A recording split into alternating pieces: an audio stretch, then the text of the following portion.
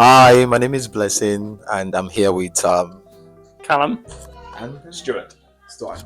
All right, so these are my good friends. We met about that was in 2017, right? 2017, yeah. 2017, yeah. So since then we've been having contact, talking to each other, and now we're in Bristol today. Okay, so I'll be asking you questions about traveling because I know you travel a lot. All right, so Callum, how many countries have you visited? I'm not sure exactly, but I would say over 50, probably. 50. Something like that. Yeah. Okay, can you mention a few of them? Well, I met you when my brother and I were driving down West Africa. So we drove from England all the way to Cape Town, down the west coast. So, that was Morocco, Mauritania, Senegal, um, uh, Guinea-Bissau. the Gambia. I think we crossed in Senegal, then Guinea-Bissau, Sierra Leone, Liberia, Cote d'Ivoire, Ghana, Togo, Benin, and Nigeria, Cameroon, all the way down Angola, Namibia. So you have a lot of big experience. trip. Yeah. You have a lot of experience regarding like Africa, traveling in Africa, right? Yeah. So what can you say is your main experience in Africa? A very positive one. We had a lot of fun. We were there for 6 months and made a lot of nice friends. Surfed a lot of beaches that probably in the world aren't surfed by many people. And there's not that many spots in the world, there's not many like coastlines in the world that have waves that are relatively empty still because surfing is so popular. But West Africa still has lots of opportunities for places that there aren't really many surfers. There's not much surf tourism. So we had lots of quiet beaches to ourselves, warm water, no sharks. So yeah, it was great. Maybe like your challenges, right? When you were traveling through across Africa.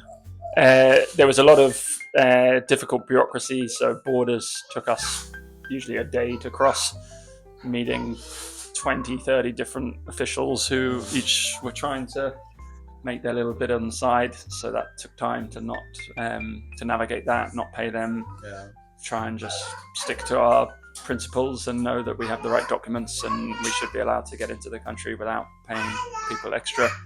So that was always a busy and stressful day, getting in and out of the countries for sure. Did you pay anyone? No. Apart from the first border where we didn't realise. Okay. When we crossed into Senegal, we thought people dressed as policemen were legitimate, but after we realised that you didn't have to pay any extra money to cross a border once you paid for your visa, once you paid for your carnet. So once you've got all your stuff in a line, you don't need to pay extra money to cross any border. But when you're crossing the border from Benin to Nigeria, even from Togo to Benin, you need to have a laissez-passer. Did you do that? Yeah, we sorted out most of that in advance where we could. So some countries we could sort out all our documents in England before we left. Yeah. So we did that to make it easier, but some of them, if you did that, they only lasted a few months and we knew it would be longer than that to get to the border. So we had to, en route, find embassies and buildings and often spend like a whole day waiting around, going from office to office, sorting out paperwork, and then eventually you get your stamps and your passport. And then every time they worked, and when we got to the border, they were legitimate and there were no problems. And that's when we realised that as long as you've got those sorted, sometimes really expensive. So to get into Nigeria for us was nearly $300. And often we thought that was really expensive. And then we found out that they just charge us what we would charge a Nigerian to come into this country for a visa. So it seemed like a fair price. Yeah, it's a fair price. And you got a 3-month visa, right? Yeah. Sometimes they were transit visas. I think our Nigerian visa was just a transit visa. So it was 7 days. And so as long as you left the country within 7 days of coming in, you wouldn't be in any trouble. Some were tourist visas. Some countries like Togo, Benin, and Cote d'Ivoire did a triple visa. You could get one document in your passport, and then you could have access to all the countries. Very well. So what can you say that you learn about traveling, like visiting Africa from Morocco down to Nigeria to Cameroon to Angola, then back to South Africa? So it's an incredible continent, Africa, full of so much energy and life and wonderful people. Can be challenging at times, mainly around the borders and stuff, to be honest, because once you're in the country, they're always really friendly. And obviously we had challenges with roads in some areas and infrastructure is poor in some areas, but overall it was an incredible experience. We loved every minute of it. what about internet? Internet, we didn't really need that much. We had a mapping software on our phone that could run without the internet. You downloaded all the maps when you had the internet, so you'd get Wi-Fi, download the map of the country, and then you could navigate without the internet. So we weren't. So you guys didn't run out of gas, and maybe Got very close once, nearly, and yeah. the needle went all the way down to the very bottom, and then we just about managed to get to a petrol station. Often it wasn't a petrol station; it was like a barrel of diesel on the side of the road with a hand pump, and we did a lot of that. And there were always mechanics and people around, so it felt like the car aspect of it was going to be the least challenging. Turns out we were wrong. Our car broke down and we couldn't get it started again. okay. So what are the interesting things about Africa? That's too big a question. Maybe Callum have something to say. The music, the communal nature of the streets, the amount that goes on the streets. We saw games of football where like the whole town was meeting on the side of the street to watch a game where they were kind of being cheered on as if they were professional footballers in a big stadium, but they were just playing street football. People dancing to any little sound system, any speaker on the street. People would gather around and dance around. Just how friendly people were, and yeah, just the amount of like life and energy that is outside.